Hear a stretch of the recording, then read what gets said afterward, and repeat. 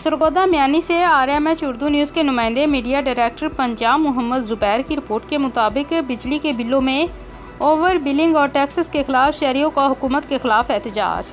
तफसीलात के मुताबिक म्यानी और इसके नवाई गांव के लोगों ने बिजली के बिलों में ओवर चार्जेस और टैक्सेस की भरमार के खिलाफ एहतजाज किया, जिसकी क़यादत PTI के रहनुमा मलिक वसीम ने की, जिसमें हुकूमत के खिलाफ शदीद नारेबाजी की।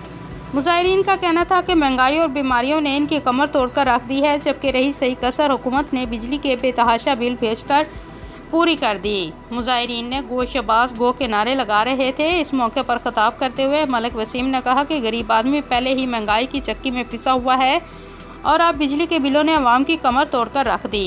गरीब आदमी खुद कशियों पर मजबूर हो चुका है। इस इम्पोर्टर के पास में नहीं कि ये मुल्क चलाएं, इनको आम आदमी के दुख का कोई एहसास नहीं। ये अपने मुकदमात ख़त्म करने आए हैं। उन्होंने कहा कि फौरी तौर पर बिलों से FPA नामी टैक्स को ख़त्म किया जाए, वरना हम शदीद एहतजाज पर मजबूर हो जाएंगे। रिपोर्ट कर रहे हैं मीडिया डायरेक्टर पंजाब मोहम्मद ज़ुबैर म्यानी सरगोदा से।